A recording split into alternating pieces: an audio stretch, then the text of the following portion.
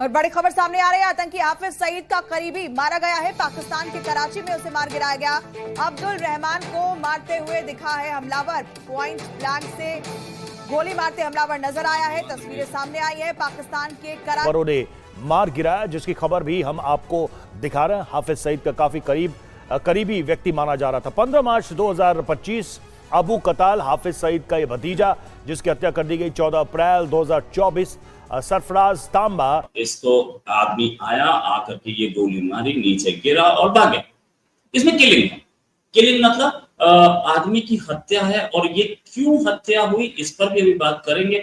साथ में ये किलिंग कैसे हुई और क्या क्या इसका में ये घटना हुई है। और आपको बता देंगे, बड़ी खबर है पाकिस्तान के कराची से, जहां पर आतंकी हाफिज सईद का करीबी मार गिराया गया। पाकिस्तान के कराची में अब्दुल रहमान को मारते हुए दिखे हमलावर।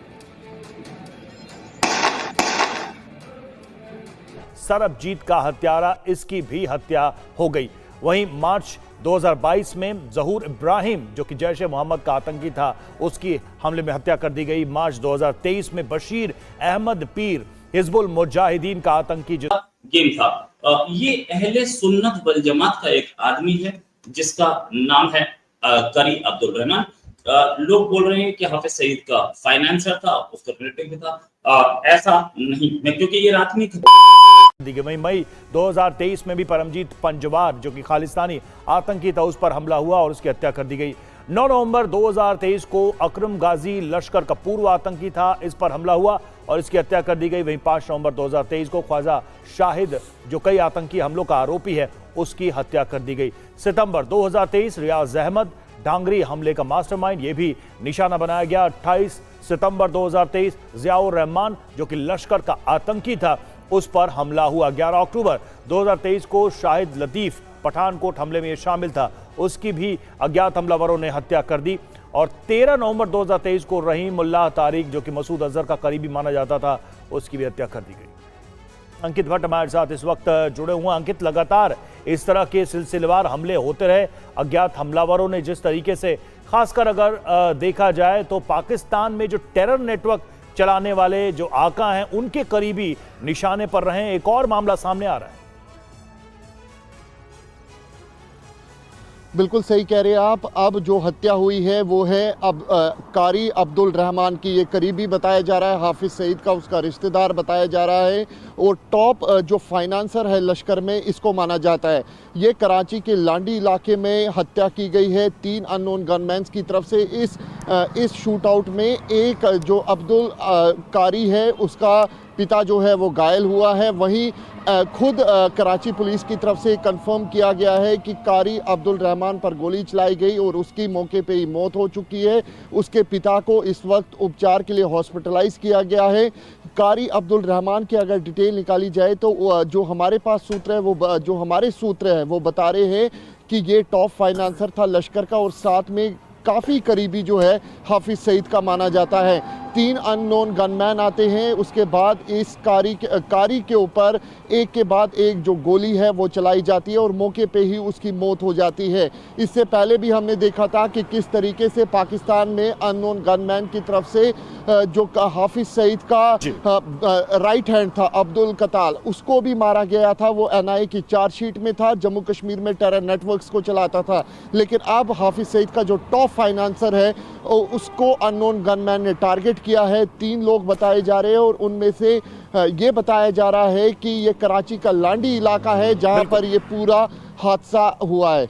बिल्कुल अंकित, लगातार हो रही इन घटनाओं से साफ पता चलता है कि इन आतंकियों की पाकिस्तान में ही कब्र खुद रही है। शुक्रिया आपका हमसे जुड़ने के लिए। और चलिए अगली बड़ी खबर का रुख करते हैं। वक्फ संशोधन बिल पर बड़ी खबर आ रही है। बुधवार को लोकसभा में पेश हो सकता है वक्फ संशोधन बिल और इसी सत्र में पास कराने की भी कोशिश की जाएगी। विपक्ष वक्फ बिल पर कर रहा है विरोध और इसी के साथ AIMPLB का भी बिल के खिलाफ कई शहरों में प्रदर्शन किया जा रहा है। लगातार सरकार की नीति है कि इसी सत्र में इसे पास करा लिया जाए।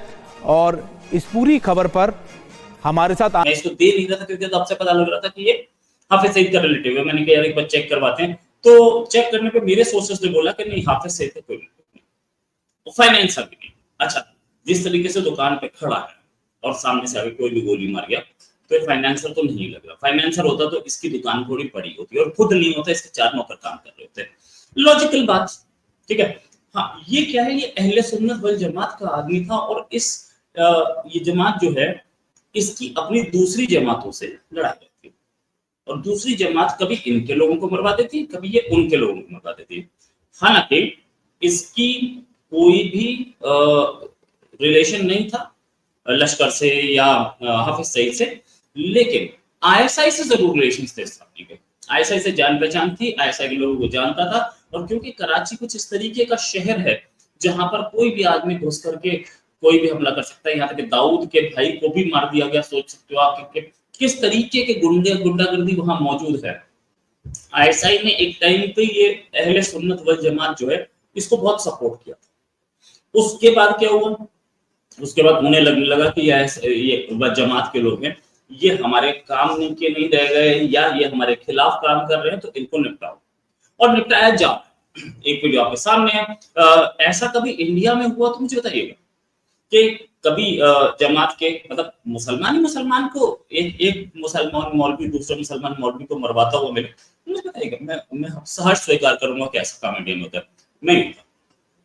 पाकिस्तान में ही एक मुसलमान दूसरे मुसलमान को रोजों के दिनों में या ईद के दिनों में वैसे मारते हैं। वैसे आज एक खबर भी है कि कराची में एक मस्जिद पे हमला हुआ है, टीटीपी ने किया है, पता नहीं क्या कहानी है उसमें। बोला कि वो मीनारों को नुकसान हुआ और मस्जिद को नुकसान हुआ। ये खबर मेरे एक बड़े अच्छे दोस्त ने दी है, तूरी साहब ने।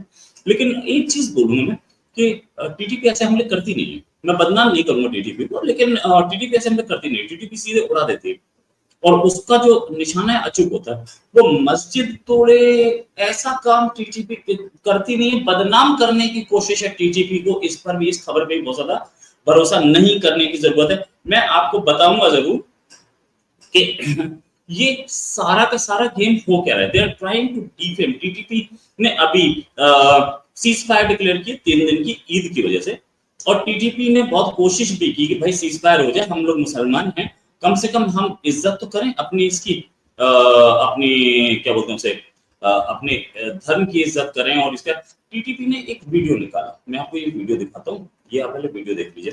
ये टीटीपी की वीडियो, और ये टीटीपी के मौलाना है जो कि ये बोल रहे हैं कि हमने बोला था, इनके हाथ में कुछ इक्विपमेंट वगैरह है, पीछे भी इक्विपमेंट रखा, बंदूक के।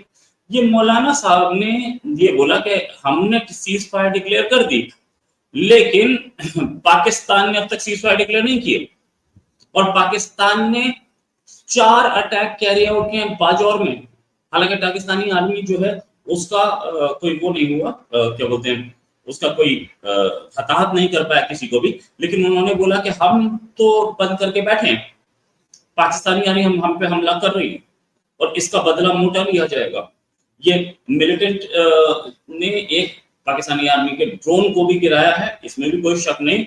और ये कि उन्होंने ये बोला है कि जो ऑफेंसिव होगा बहुत तगड़ा होगा। मैं आपको बहुत टाइम से बता रहा हूँ ऑफेंसिव्स आएंगे, वो ऑफेंसिव्स आ रहे हैं। अच्छा, एक खबर और, आज सुबह से ट्विटर पे एक खबर चल रही है, हल्का सा 1-1.5 ट्वीट्स हैं इसके। बब्बर खालसा मिलिटेंट मेहल सिंह बब्बर डाइड। ये खबर आज की नहीं है, ये खबर तकरीबन 1 हफ्ते के पहले की। पता नहीं आज क्यों चल रही है, मुझे नहीं पता। मैंने उस समय भी ये खबर पढ़ी थी। 5 दिन पहले तो टाइम्स ऑफ इंडिया और हिंदुस्तान टाइम्स ने इस खबर को छाप दिया था।